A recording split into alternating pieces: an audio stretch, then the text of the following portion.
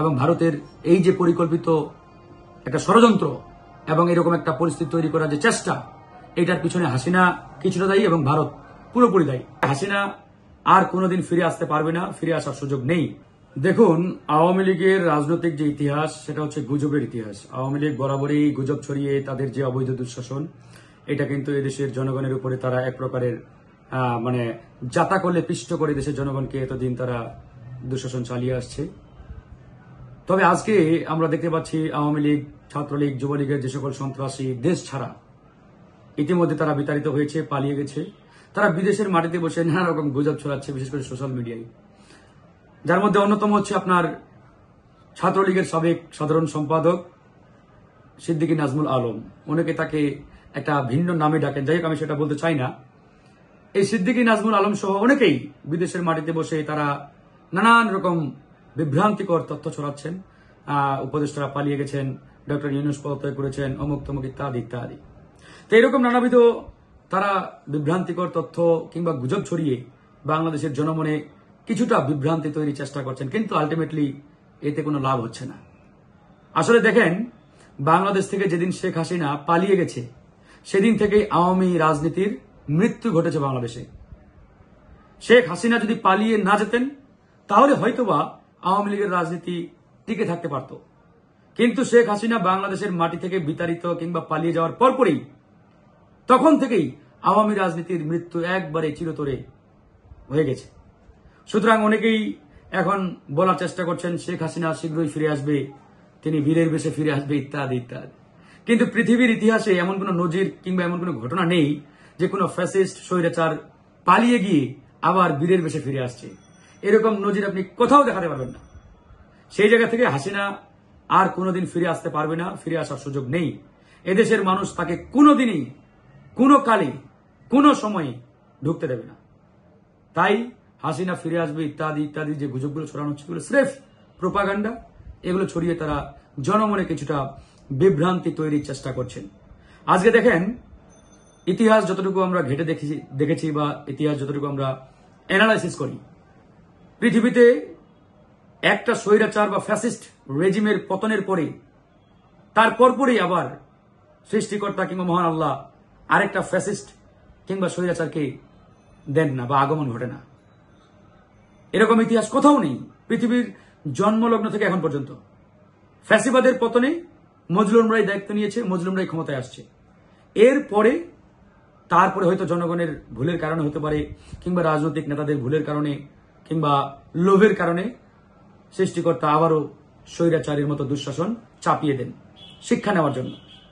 কিন্তু একটা স্বৈরাচার পতনের পরে বা বিতাড়িত হওয়ার পরে সাথে সাথে আরেকটা স্বৈরাচার বা ফ্যাসিস্টকে কখনোই দেওয়া হয় না।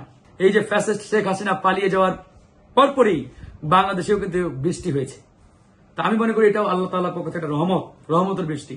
সেই রহমতের মাধ্যমে আমার মনে হয় আওয়ামী যে পাপাচার, যে মানে দুর্নীতি, দুঃশাসন, এগুলো বাংলাদেশ থেকে একে একে মুছে যাওয়া শুরু হয়েছে। তো হাসিনা ফিরে আসবে ইত্যাদি এই ধরনের প্রোপাগান্ডা, এগুলোতে কান দেওয়ার কোনো প্রয়োজন নেই। সে আর কোনোদিন ফিরে আসবে না, তার ফিরে আসার কোনো সুযোগ নেই, সম্ভাবনা নেই। ইতিমধ্যে তার যে সকল মুরিদ সাগরেদ তারাও পালিয়ে গেছে, এখন বিদেশের মাটিতে বসে নানান রকম উদ্ভট গুজব ছড়াচ্ছে। তো এতই যদি হিম্মত থাকে, সাহস থাকে, তারা দেশে ফিরে আসুক। এই যে আপনার কালা মাগুর বলে অনেকেই তাকে, নাজমুল আলম, সিদ্দিকী নাজমুল আলম, সে ফিরে আসুক। আসো ঢাকায় এসে কথা বলো ভাই। বিদেশে বৈশা ফেসবুকে 2-4 লাইন লিখে বিশাল বড় মাপের সাহসী ইত্যাদি, এগুলো আসলে একবারেই হাস্যকর। তো সেই জায়গা থেকে আমরা মনে করি হাসিনার ফিরে আসার বিন্দু পরিমাণ কোনো সুযোগ নেই, কোনো সম্ভাবনা নেই। এদেশের মানুষ তাকে পেলে কি করবে এটা তো মানুষ ইতিমধ্যেই বলছে। তো সেই জায়গা থেকে সে নিজেও আর কোনোদিন ফিরে আসবে না। আমাদের সীমান্তে ইতিমধ্যে আমরা বেশ কয়েকটি জায়গায় উত্তেজনাকর পরিস্থিতি দেখতে পাচ্ছি, বিশেষ করে চাঁপাইনবাবগঞ্জে। এর জন্য হাসিনা কিছুটা দায়ী, তবে প্রকৃতপক্ষে ইন্ডিয়া পরিকল্পিতভাবে এরকম করার চেষ্টা করছে। কারণ ইন্ডিয়ার মধ্যে এখন অনেক ক্ষোভ, রাগ, তারা মেনে নিতে পারছেন না যে বাংলাদেশে দীর্ঘদিনের তাদের কৃতদাস শেখ হাসিনা বাংলাদেশ থেকে বিতাড়িত হয়েছেন, জনগণ তাকে বিতাড়িত করেছে। এটা অ্যাকচুয়ালি ইন্ডিয়া কোনোভাবেই মানতে পারছেন না, কোনোভাবেই। ইন্ডিয়া মনে প্রাণে বিশ্বাস করেন যে এখনো বোধহয় ঢাকার রাজত্বে শেখ হাসিনা তথা তাদের কৃতদাস সে বসে আছে। দীর্ঘ 17টি বছর শেখ হাসিনাকে ব্যবহার করে ঢাকার রাজত্বে তাকে বসিয়ে রেখে ইন্ডিয়া যেভাবে রাজ কায়েম করেছিল, আমাদের এই দেশকে অলিখিত অঙ্গরাজ্য বানিয়ে ব্যবহার করেছিল, ঠিক এখনো ইন্ডিয়া মনে করে যে শেখ হাসিনা বোধহয় এখনো বাংলাদেশের রাষ্ট্রীয় ক্ষমতায় বসে আছে।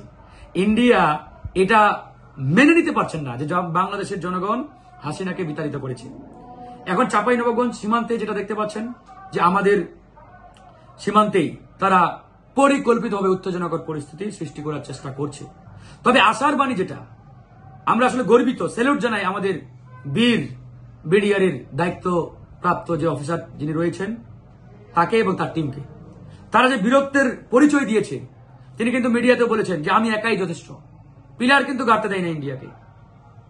এবং ভারতীয় বিএসএফ এক পর্যায়ে ক্ষমা চাইতে বাধ্য হয়েছে, সেটাও মিডিয়াতে আপনারা দেখেছেন। তো সেই জায়গা থেকে আমরা বলতে পারি আমাদের বর্তমান সীমান্তরক্ষী বাহিনী যেটি রয়েছে, এটাকে আমি বিজিবি বলবো না, কারণ এটা বিডিআর। বিজিবি হচ্ছে ভারতীয় দেওয়া নাম, ভারত কর্তৃক দেওয়া নাম, ওই নাম চেঞ্জ করতে হবে। আমরা সরকারকে বলেছি বিজিবি নাম রাখা যাবে না, এটাকে বিডিআর এ পরিণত করতে হবে। তো সেই জায়গা থেকে বিডিআর যে সাহসের পরিচয় দিচ্ছে, বীরত্বের পরিচয় দিচ্ছে, এটা অত্যন্ত আমাদের একটা আশা জায়গা নিয়ে একটা হোপ।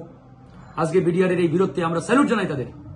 বিডিআর এখন সীমান্তের বাঘ, আর আগে বিজিবি ছিল সীমান্তে বিড়াল, এবং এই সীমান্তে বিড়ালের ভূমিকায় লিপ্ত করেছিল খুনি হাসিনা।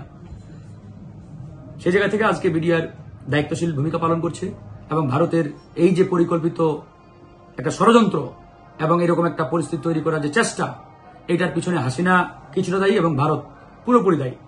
ভারতই তো হাসিনাকে অবৈধভাবে বেআইনিভাবে আশ্রয় দিয়েছে, যেখানে 40 দিনের বেশি এভাবে পাসপোর্টবিহীন এভাবে আশ্রয় দেওয়ার কোনো সুযোগ নেই, ভিসাবিহীন আশ্রয় দেওয়ার সুযোগ নেই। তাহলে সে কিভাবে মাসের পর মাস সেখানে আশ্রয় নিয়ে অবস্থান করছেন, আবার রাজনৈতিক কর্মকাণ্ড পরিচালনা করছেন, বক্তব্য দিচ্ছেন, নিয়মিত যোগাযোগ রাখছেন? এটা আসলে একবারেই পরিকল্পিত।